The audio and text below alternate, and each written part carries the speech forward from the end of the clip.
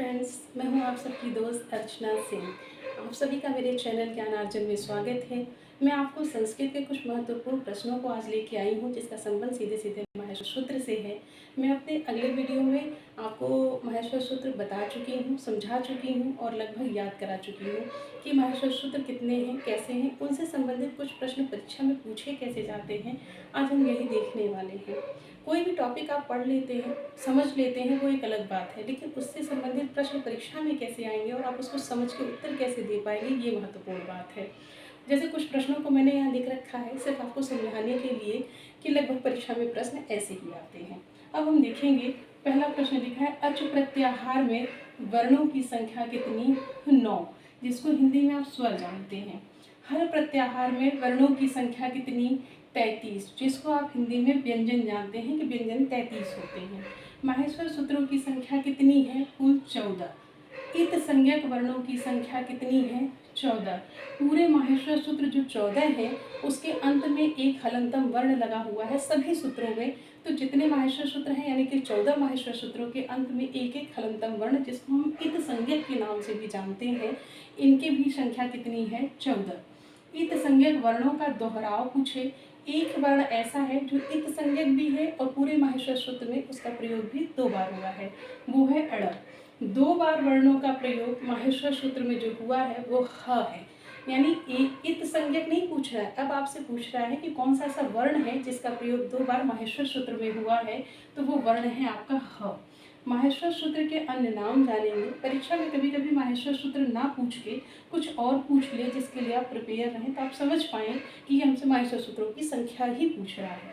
माहेश्वर सूत्र के अन्य नाम जानेंगे। पहला नाम प्रत्याहार विधायक सूत्र, दूसरा चतुर्दश सूत्र, तीसरा पाणिनि सूत्र, चौथा ककहरा सूत्र, पांचवा शिव सूत्र, जिसको हम प्रसाद जाल के नाम से भी जानते हैं, और छठवां है उपदेश। कुछ अन्य नाम भी हैं, लेकिन इतना आपके लिए पर्याप्त है, क्योंकि आपके TET, C TET, super TET, इससे ऊपर कुछ प्रश्न नहीं बनने वाला। सीधे सीधे पूछता है, ये एज इट इज 1 नंबर का प्रश्न आता ही है पेपर में कि माहेश्वर सूत्र की संख्या कितनी? माहेश्वर सूत्रों की संख्या कितनी?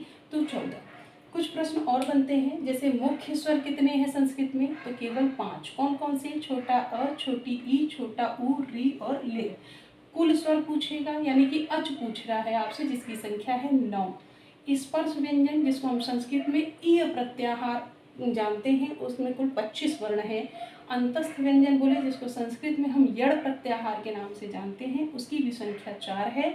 ऊष्म व्यंजन आप जानते हैं, हिंदी में आप 4 होते हैं, तीनों श और ह, जिसको हम सल प्रत्याहार के अंतर्गत पढ़ते हैं। यही तीनों श और ह, इसी का मतलब है सल प्रत्याहार। जब आपने माहेश्वर सूत्र पढ़ा था, तो मैं आपको बता दूं, माहेश्वर सूत्र में एक चीज़ और आपने बहुत अच्छी पढ़ी थी, जैसे मैंने आपको बताया था, जैसे मैंने कहा ऊष्म व्यंजन, कुल 14 माहेश्वर सूत्र हैं। उन 14 में आपने देखा था 13 नंबर और 14 नंबर। 13 नंबर में मैंने कहा ये वाला स कौन सा सा है? ये तालव्य स, इसको बोलते हैं मूर्धन्य स, इसको बोलते हैं दंती स, और ये र हलंतम है।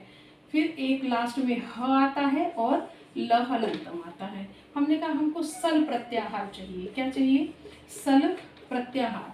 पूछा है सल प्रत्याहार में कितने वर्ण आते हैं? तो मैंने कहा था माहेश्वर सूत्र में हमेशा अंतिम वाले अक्षर यानी हलंतम वर्ण को कभी भी हम गिनते नहीं हैं।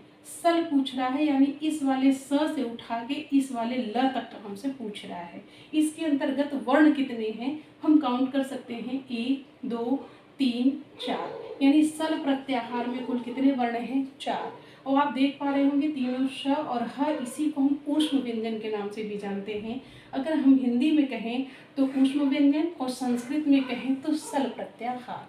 इसी प्रत्याहार से की वजह से ही हम माहेश्वर सूत्र को बार बार याद कर रहे हैं, क्योंकि माहेश्वर सूत्र में सीधे सीधे हमसे प्रत्याहार करके पूछता है, ना कि ऊष्म व्यंजन लिख के। तो माहेश्वर सूत्र याद होना इसीलिए ज़रूरी है, क्योंकि हम वर्ण काउंट कर सकें, वर्णों को गिन सकें और बता सकें कि हाँ जस प्रत्याहार में कितने वर्ण, सल प्रत्याहार में कितने। ये हलंतम वर्ण जो लास्ट के हैं, ये केवल और केवल प्रत्याहार बनाने के लिए प्रयोग किए जाते हैं।